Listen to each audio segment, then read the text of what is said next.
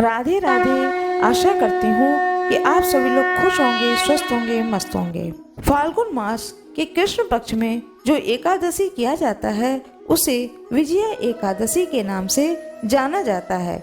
इस दिन भगवान विष्णु की पूजा करने से अनंत पुण्य फल की प्राप्ति होती है। आइए जानते हैं पूजा का विधान क्या है। फिर मैं आप लोगों को विजया एकादशी की कथा को सुनाऊंगी। पूजा का विधान यह है कि सप्त अन्न युक्त 7 अनाज से युक्त भरा हुआ घड़े को स्थापित किया जाता है। उसके ऊपर भगवान विष्णु की मूर्ति रखी जाती है। इस दिन 24 घंटे भजन और कीर्तन करके समय को बिताना चाहिए। द्वादशी के दिन अन्न से भरा हुआ घड़ा ब्राह्मण को दान में देना चाहिए। पूजन में धूप, दीप, नैवेद्य और नारियल, पानी वाला नारियल आदि चढ़ाया जाता है। इस व्रत के प्रभाव से दुख और दरिद्रता दूर हो जाते हैं और सभी कार्यों में विजय की प्राप्ति होती है। आइए कथा को सुनते हैं। भगवान श्री विष्णु की जय हो, भगवान गणेश की जय हो। इस दिन भगवान राम लंका पर विजय प्राप्त करने के लिए समुद्र तट पर पहुंचे थे।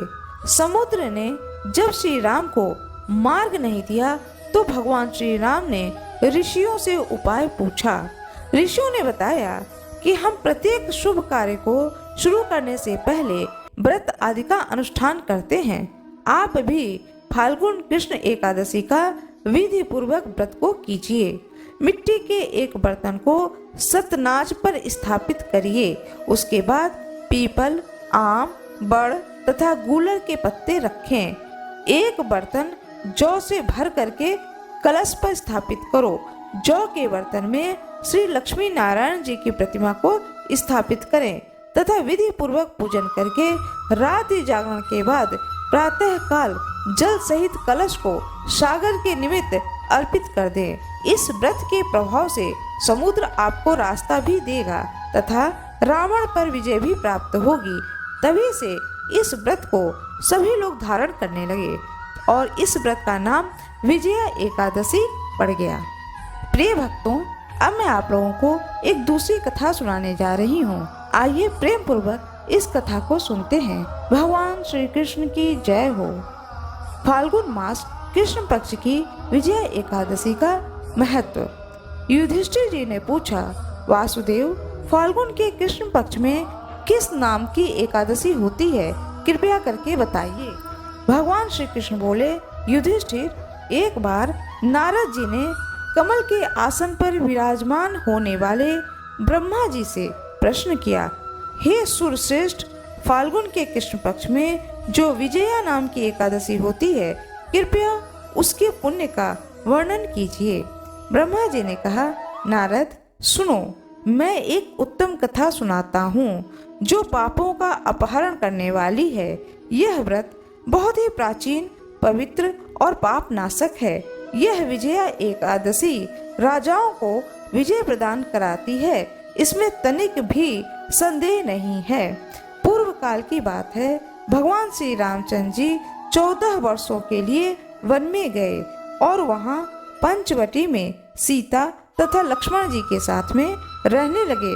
वहाँ रहते समय रावण ने चपलतावश विजय आत्मा भगवान श्री राम की तपस्विनी पत्नी श्री सीता माता को हर लिया। उस दुख से श्री राम जी व्याकुल हो उठे। उस समय सीता जी की खोज को करते हुए वे वन में घूमने लगे। कुछ दूर जाने पर उन्हें जटायु मिले, जिनकी आयु समाप्त हो चुकी थी। इसके बाद उन्होंने वन के भीतर कबंध नामक राक्षस का वध किया। फिर सुग्रीव के साथ उनकी मित्रता हुई। तत्पश्चात श्री राम जी के लिए वानरों की सेना एकत्रित हुई। हनुमान जी ने लंका के उद्यान में जाकर माता सीता का दर्शन किया और उन्हें श्री राम जी के चिन्ह स्वरूप मुद्रिका का प्रदान किया। यह उन्होंने महान पुरुषार्थ का काम किया था। वहां से लौटकर वे श्री रामचंद्र जी से मिले और लंका का सारा समाचार उनसे निवेदन करके बताया। हनुमान जी की बात को सुनकर श्री रामचंद्र जी ने सुग्रीव की अनुमति से लंका को प्रस्थान करने का विचार किया और समुद्र के किनारे पहुंच करके उन्होंने लक्ष्मण जी से कहा, हे सुमित्रा नंदन, किस पुण्य से इस समुद्र को पार किया जा सकता है? यह अत्यंत अगाध और भयंकर जल जंतुओं से भरा हुआ है। मुझे ऐसा कोई उपाय नहीं दिखाई देता जिससे इसको सुगमता से पार किया जा सके। तब लक्ष्मण जी कहते हैं, महाराज, आप ही आदिदेव हैं और पुराण पुरुष पुरुषोत्तम हैं, आपसे क्या छिपा है? यहाँ द्वीप के भीतर बदकालभ नामक मुनि रहते हैं। यहाँ से आधे योजन की दूरी पर उनका आश्रम है। रघुनंदन, उन प्राचीन मुनीश्वर के पास जाकर उन्हीं से इसका उपाय पूछिए। लक्ष्मण जी की यह अत्यंत सुंदर बात सुनकर श्री रामचंद्र जी महामुनि बदकालभ से मिलने के लिए गए। वहां पहुंचकर उन्होंने मस्तक झुकाकर मुनि को प्रणाम किया। मुनि उनको देखते ही पहचान गए कि ये तो पुराण पुरुषोत्तम श्री राम हैं, जो किसी कारणवश मानव शरीर में अवतीर्ण हुए हैं। उनके आने से महर्षि को बड़ी प्रसन्नता हुई। उन्होंने पूछा, श्री रामचंद्र जी, आपका कैसे यहाँ आगमन हुआ? प्रभु राम कहते हैं, ब्राह्मण, आपकी कृपा से राक्षसों सहित लंका को जीतने के लिए सेना के साथ समुद्र के किनारे आया हूँ। मुने, अब जिस प्रकार समुद्र पार किया जा सके वह उपाय बताएं, मुझ पर कृपा कीजिए। बदकालभ मुनि ने कहा, प्रभु श्री राम, फाल्गुन मास के कृष्ण पक्ष में जो विजया नाम की एकादशी होती है, उस व्रत को करने से आपकी विजय होगी। निश्चय ही आप अपनी वानर सेना के साथ समुद्र को पार कर लेंगे। राजन, अब इस व्रत की फलदायक विधि को सुनिए। दशमी के दिन आने पर एक कलश स्थापित करें। वह सोना, चांदी, तांबा अथवा मिट्टी का भी हो सकता है। उस कलश को जल से भरकर उसमें पल्लव डाल दें। उसके ऊपर भगवान श्री नारायण के सुवर्णमय विग्रह की स्थापना करें। फिर एकादशी के दिन प्रातः काल स्नान करें। कलश को पुनः स्थिरता पूर्वक स्थापित करें। माला, चंदन, सुपारी तथा नारियल आदि के द्वारा विशेष रूप से उसका पूजन करें। कलश के ऊपर सप्त धान्य और जौ रखें। गंध, धूप, दीप और भांति भांति के नैवेद्य से पूजन करें। कलश के सामने बैठकर वह सारा दिन उत्तम कथा वार्ता आदि के द्वारा व्यतीत करें तथा रात में भी वहां जागरण करें। अखंड व्रत की सिद्धि के लिए घी का दीपक जलाएं। फिर द्वादशी के दिन सूर्योदय होने पर उस कलश को किसी जलाशय के समीप, नदी, झरना या पोखर के तट पर ले जाकर स्थापित कर दें और उसकी विधि पूर्वक पूजा करके देव प्रतिमा सहित उस कलश को वेद वेता ब्राह्मण के लिए दान कर दें। महाराज, कलश के साथ ही और भी बड़े बड़े दान देना चाहिए। हे प्रभु राम, आप अपने यूथपतियों के साथ इसी विधि से प्रयत्न पूर्वक विजय नाम का व्रत को कीजिए। इससे आपकी विजय निश्चित है। ब्रह्मा जी कहते हैं, नारद, यह सुन करके श्री रामचंद्र जी ने मुनि के कथा अनुसार उस समय विजय नाम की एकादशी के व्रत को किया। उस व्रत के करने से श्री रामचंद्र जी विजयी हुए। उन्होंने संग्राम में रावण को मारा, लंका पर विजय पाई और माता सीता को प्राप्त किया। बेटा, जो मनुष्य इस विधि से इस व्रत को करते हैं, उन्हें इस लोक में विजय प्राप्त होती है और उनका परलोक भी अक्षय बना रहता है। भगवान श्री कृष्ण कहते हैं, युधिष्ठिर, इस कारण विजय का यह व्रत करना चाहिए। इस प्रसंग को पढ़ने और सुनने से वाजपेयी यज्ञ का फल प्राप्त होता है। भगवान श्री राम की जय हो, लक्ष्मण जी की जय हो, ब्रह्मा जी की जय हो, सभी भक्तगणों की जय हो, सभी ऋषियों की जय हो, दृश्य ऋषियों की जय हो, अदृश्य ऋषियों की जय हो। आशा करती हूँ कि आप लोगों को यह कथा अत्यंत अच्छी लगी होगी। कृपया वीडियो को लाइक जरूर कर दीजिएगा, चैनल को सब्सक्राइब कर दीजिएगा। आज मैं आप लोगों को केनो उपनिषद का भगवान विष्णु के कथा सुनाने जा रही हूँ। आइए सुनते हैं एकादशी पर इस कथा को।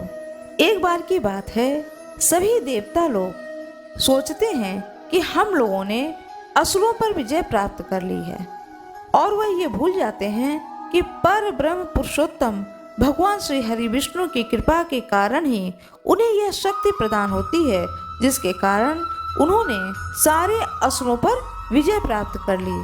लेकिन वह सोचने लगते हैं कि यह विजय तो मेरी है, हम लोग निमित्त मात्र नहीं हैं, बल्कि हम सभी देवताओं ने ही मिलकर के असुरों को मारा है। और उन्हें अभिमान हो जाता है इस बात का कि हम लोग तो बड़े ही शक्तिशाली हैं। देवताओं के मिथ्या अभिमान को सुन करके, देख करके करुणा में भगवान श्री हरि विष्णु सोचते हैं कि यदि इन लोगों का अभिमान इसी प्रकार बना रहेगा तो इन देवताओं का पतन हो जाएगा, ये लोग गिर जाएंगे, अतः इनका पतन नहीं होना चाहिए। और इसलिए भगवान ने एक सुंदर नाटक किया। भगवान श्री हरि विष्णु जहाँ पर सारे देवता लोग आपस में अपनी अपनी शक्तियों का बखान कर रहे थे, उसी स्थान पर एक यक्ष के स्वरूप को धारण कर प्रकट हो गए। देवता लोग जब देखते हैं कि सामने एक यक्ष खड़ा है तो उन्हें बड़ा ही आश्चर्य होता है कि यह यक्ष कहाँ से आया है और कैसे आया है। फिर वो लोग पूछने लगते हैं उस यक्ष से दिव्य यक्ष के बारे में। अद्भुत विशाल रूप को जब देखते हैं तो विचार करने लगते हैं कि यह दिव्य यक्ष कौन है, पर वे उसकी पहचान नहीं कर पाते हैं। देवता उस अति विचित्र महाकाय दिव्य यक्ष को देखकर मन ही मन सहम जाते हैं और उसका परिचय जानने के लिए व्यग्र हो जाते हैं। अग्नि देवता जो कि बहुत ही तेजस्वी होते हैं, वेदार्थ के ज्ञाता हैं, समस्त जात पदार्थों का पता रखते हैं और सर्वज्ञ हैं, इसी से उनका गौरव युक्त नाम जात वेदा भी है। अग्नि देवता का एक दूसरा नाम है जात वेदा।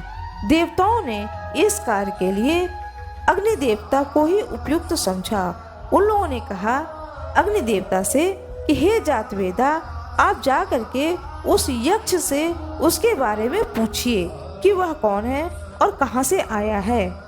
अग्नि देवता को अपनी बुद्धि और शक्ति पर बड़ा ही गर्व था। उन्होंने कहा, अरे यह कौन सी बड़ी बात है, मैं अभी जाता हूँ और सारी बातें उस यक्ष से पूछ लेता हूँ। अग्नि देवता ने सोचा कि इसमें कोई बड़ी बात तो नहीं है और वे तुरंत यक्ष के समीप जा पहुँचे।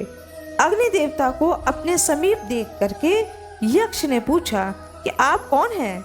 अग्नि देवता ने कहा कि मेरे तेज पुंज स्वरूप को तो सभी लोग पहचानते हैं, इसने हमें कैसे नहीं पहचाना। उन्होंने तमक करके उत्तर दिया कि मैं प्रसिद्ध अग्नि हूँ, मेरा ही गौरवमय और रहस्यपूर्ण नाम जातवेदा है।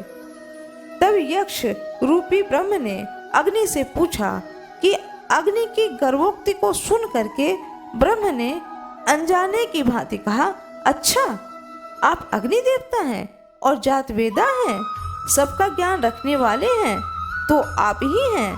अरे यह तो बहुत अच्छी बात है, पर यह तो बताइए कि आप में क्या शक्ति है, आप क्या कर सकते हैं। इस पर अग्नि देवता ने कहा गर्व होकर के कि मैं क्या नहीं कर सकता हूँ, क्या आप जानना चाहते हैं? अरे मैं जो चाहूँ तो इस सारे भूमंडल में कुछ भी देखने में आ रहा है सबको जला करके अभी राख का ढेर बना दूं। अग्नि देवता की इस गर्वोक्ति बातों को सुन करके वह यक्ष रूपी ब्रह्म कहते हैं कि ठीक है, यह सूखा तिनका है, इसे तुम जरा जला करके दिखाओ। आग तो सभी को जला सकते हैं, तनिक सा बल लगा करके इस सूखे तृण को आप जरा जला करके दिखा दीजिए। अग्नि देवता मानो इसको अपना अपमान समझते हैं और वे सहज ही उस तृण के पास पहुंचते हैं, उस तिनके के पास पहुंचते हैं और उसे जलाना चाहते हैं, लेकिन वह तृण नहीं जलता है, वह तिनका नहीं जलता है। अग्नि देवता ने अपनी पूरी शक्ति लगा दी, लेकिन वह तिनका को नहीं जला पाए। अग्निदेव में जो अग्नित्व है, दाह के जो शक्ति है, वह तो शक्ति मुका जो मूल भंडार है वह तो परमात्मा में ही है। यदि वे उस शक्ति को रोक दें तो अग्नि देवता की सारी शक्ति चली जाएगी। अग्निदेव इस बात को न समझकर ही डींग हाँक रहे थे, पर जब ब्रह्म ने अपनी शक्ति को रोक लिया तो वे सूखा तिनका भी नहीं जला सके। तब तो उनका सिर लज्जा से झुक गया और वे हतप्रभ रह गए और चुपचाप देवताओं के पास लौट आए और बोले कि मैं तो भली भांति नहीं जान सका कि यह यक्ष कौन है। जब अग्निदेव असफल हो गए तब देवताओं ने कार्य के प्रति महान शक्ति रखने वाले वायु देवता को चुना और कहा कि हे वायुदेव, आप जाकर के इस यक्ष का पूरा पता लगाएं कि यह कौन है। वायु देवता भी अपनी बुद्धि और शक्ति पर गर्व करते हैं और कहते हैं कि मैं अभी जाता हूँ और सारी बात पता लगा करके आ जाता हूँ। वायु देवता ने सोचा कि अग्नि कहीं भूल कर गए होंगे, नहीं तो यक्ष का परिचय जानना कौन सी बड़ी बात है। वस्तुतः इस सफलता का श्रेय मुझे ही मिलेगा। ऐसा सोच करके वह तुरंत यक्ष के पास जाते हैं और उन्हें अपने समीप खड़ा देख करके यक्ष ने पूछा, अच्छा आप कौन हैं? वायु देवता ने अपने गुण और गौरव के गर्व से तमक करके उत्तर दिया कि तुम नहीं जानते हो, मैं प्रसिद्ध वायु देवता हूँ। मेरा ही गौरवमय और रहस्यपूर्ण नाम मारित्यश्वा है। यक्ष रूपी ब्रह्म ने कहा कि अच्छा तो तुम वायु हो? बोले हाँ। वायु की भी वैसे ही गर्भोक्ति स्वर को सुन करके ब्रह्म रूपी यक्ष जो है वह अनजान की भांति कहते हैं, अच्छा आप वायु देवता हैं और मार्तेश्वा अंतरिक्ष में बिना ही आधार के विचरण करने वाले भी आप ही हैं। बड़ी अच्छी बात है, पर यह तो बताइए कि आप में क्या शक्ति है, आप क्या कर सकते हैं। इस पर वायु देवता भी कहते हैं कि मैं अग्नि की भांति पुनः सगर्व उत्तर दिया कि मैं जो चाहूँ वह कर सकता हूँ। इस सारे भूमंडल में कुछ भी देखने लायक नहीं रहेगा, सबको बिना आधार के उठा लूं, उड़ा दूं। वायु देवता की इस बातों को सुन करके वह पर ब्रह्म परमेश्वर उन्हें भी एक सूखा तिनका देते हैं और कहते हैं कि अच्छा इस तिनका को जरा उड़ा करके दिखाओ। वायु देवता अपनी सारी शक्ति लगा देते हैं। तिनका उड़ना तो दूर, वह तिनका अपनी जगह से डिगा भी नहीं। तब वायु देवता बहुत ही लज्जित होते हैं और फिर वापस आकर के जहाँ पर सारे देवता लोग होते हैं वहाँ पर वापस आ जाते हैं और देवताओं से कहते हैं कि मैं तो भली भांति नहीं जान सका कि यह यक्ष कौन है। जब अग्नि और वायु देवता जो कि अप्रतिम शक्ति के प्रतीक हैं, बुद्धि संपन्न देवता हैं, जब वो लोग असफल होकर के लौट आए तब उन्होंने कोई कारण नहीं बतला पाए। तब देवताओं ने विचार करके स्वयं देवराज इंद्र को इस कार्य के लिए चुना और कहा कि आप तो महान बलशाली हैं, आप ही जाकर के उस यक्ष का पता लगाएं। आपके सिवा अन्य किसी में अब इस कार्य को सफल करने की शक्ति नहीं है। इंद्र देवता ने कहा कि बहुत अच्छी बात है, कह करके तुरंत यक्ष के पास गए, पर उनके यहाँ पहुँचते ही वह उनके सामने से अंतर्ध्यान हो गए।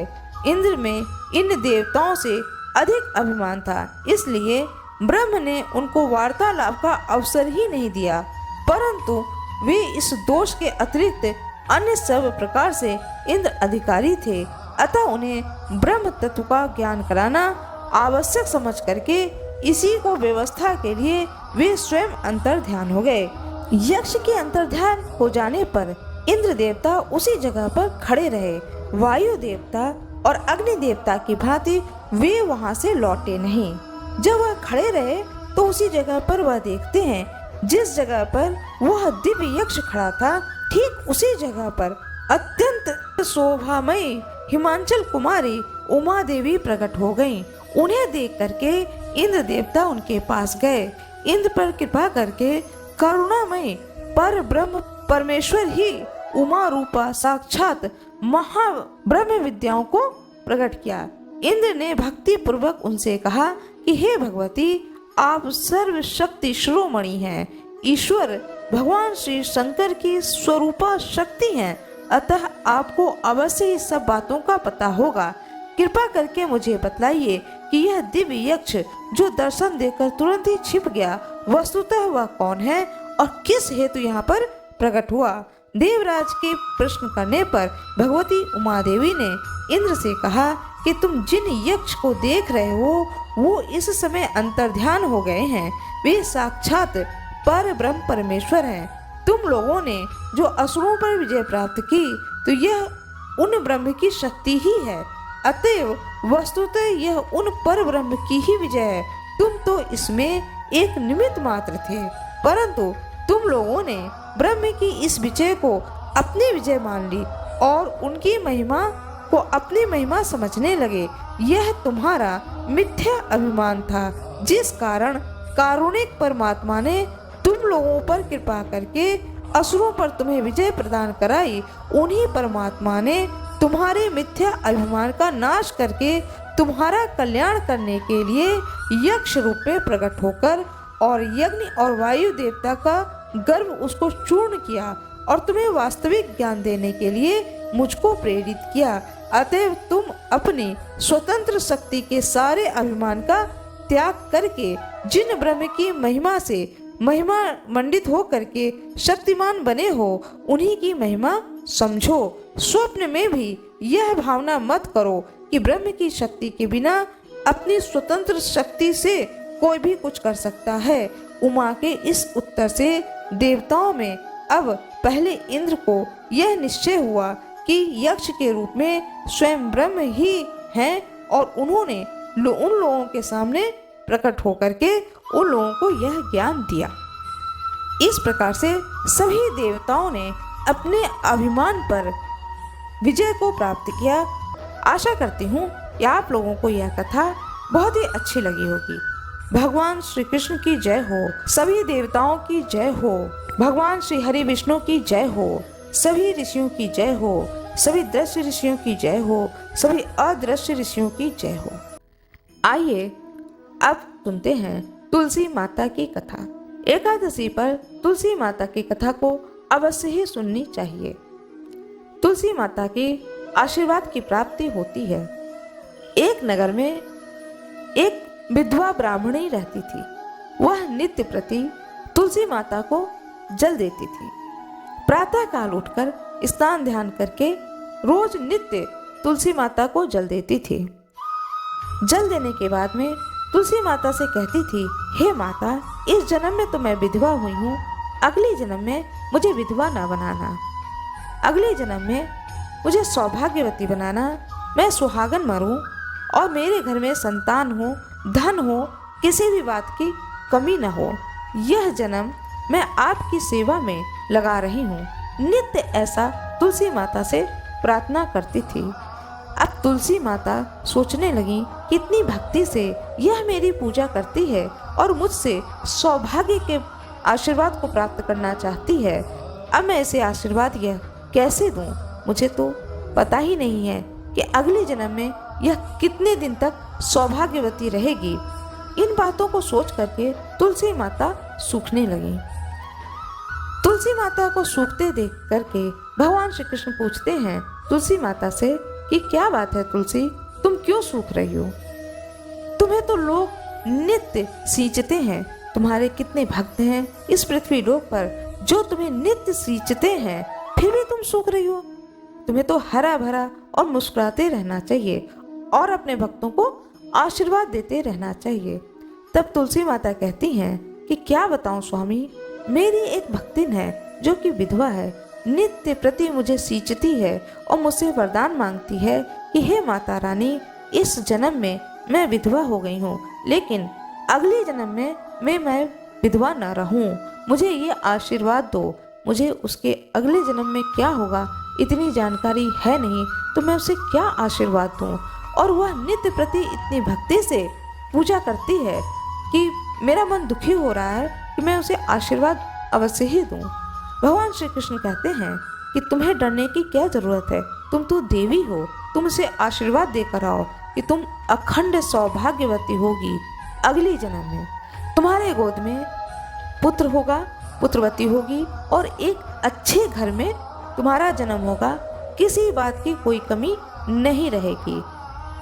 जब भगवान श्री कृष्ण तुलसी माता से ऐसा कहते हैं, तब वह तुलसी माता आशीर्वाद देती हैं उस बुढ़िया को स्वप्न में और कहती हैं कि मैं तुम्हारे पूजा से, प्रार्थना से प्रसन्न हूँ और तुम्हारी मनोकामना अवश्य ही पूर्ण होगी। कुछ दिनों के बाद में उस बुढ़िया की मृत्यु हो जाती है। अब तुलसी माता सोचने लगती हैं कि मैंने तो इसे वरदान दिया है कि अगली जन्म में तुम सौभाग्यवती रहोगी। बहुत ही परेशान हो जाती हैं कि अब यह कन्या के रूप में किस घर में जन्म लेगी। पिछले जन्मों के पुण्य कर्म के प्रभाव से वह बूढ़ी माता अगले जन्म में काशी में एक जमींदार परिवार में जन्म लेती हैं कन्या के रूप में। तुलसी माता की कृपा से, भगवान श्री कृष्ण के आशीर्वाद से वह कन्या अपने घर में बड़ी होती है और बड़े होने के साथ ही उसके अंदर धार्मिक स्वभाव और प्रवृत्ति बनती चली जाती है। वह कन्या इस जन्म में भी भगवान श्री हरि विष्णु की भक्त बनती है। काशी में बाबा विश्वनाथ की नित्य प्रति पूजा करने जाती है मंदिर में और तुलसी माता को नित्य पूजती है। उसे याद नहीं रहता है कि मैंने पिछले जन्म में तुलसी माता से क्या मांगा था, लेकिन तुलसी माता को याद है कि यह कन्या अब बड़ी हो रही है। अब इसका विवाह एक ऐसे व्यक्ति से होना चाहिए जिसकी उम्र लंबी हो, आयु लंबी हो। तुलसी माता की कृपा से उस कन्या का विवाह एक बहुत ही अच्छे परिवार में होता है और एक ऐसे लड़के से होता है जिसकी की आयु अधिक होती है, लंबी आयु होती है। तुलसी माता के आशीर्वाद से दूसरे जन्म में अखंड सौभाग्यवती वह कन्या होती है, पुत्रवती होती है, धनवान होती है। भगवान श्री कृष्ण की कृपा से वह कन्या भगवान शंकर की बहुत बड़ी भक्त भी होती है। इस प्रकार से जो कोई भी तुलसी माता को पूजता है उसका यह जन्म भी सुधरता है और अगली जन्म भी सुधरता है। माता तुलसी भूलती नहीं है अपने भक्तों को, उसे सौभाग्य की प्राप्ति होती है, अखंड सौभाग्य की प्राप्ति होती है। इसलिए कहा जाता है कि तुलसी माता की पूजा सभी स्त्रियां करती हैं। कन्या करती हैं, सौभाग्यवती स्त्रियां करती हैं, विधवा भी करती हैं और पति द्वारा जो छोड़ी जाती हैं वो स्त्री भी तुलसी जी की पूजा को अवश्य ही करती हैं। तुलसी माता की पूजा करने से अखंड सौभाग्य की प्राप्ति होती है। आशा करती हूँ कि आप लोगों को यह कथा अच्छी लगी होगी। जिस प्रकार से उस बूढ़ी माता को दूसरे जन्म में अखंड सौभाग्य की प्राप्ति हुई, धन, वैभव, ऐश्वर्य, हर एक चीज की प्राप्ति हुई और साथ में भक्ति की भी प्राप्ति हुई, ऐसे ही कथा सुनने वाले को और कथा सुनाने वाले को माता तुलसी की कृपा प्राप्त हो। तुलसी माता की जय हो, तुलसी माता की जय हो, भगवान श्री कृष्ण की जय हो। आशा करती हूँ कि आप लोगों को यह कथा बहुत ही अच्छी लगी होगी। यदि आप लोगों को यह कथा अच्छी लगी हो तो कृपया वीडियो को लाइक जरूर कर दीजिएगा, चैनल को सब्सक्राइब कर दीजिएगा, बेल आइकन दबाना ना भूलिएगा। आप लोगों का बहुत बहुत धन्यवाद। कमेंट बॉक्स में तुलसी माता की जय हो अवश्य ही लिख दीजिएगा। तुलसी माता की जय हो, तुलसी माता की जय हो, भगवान श्री कृष्ण की जय हो।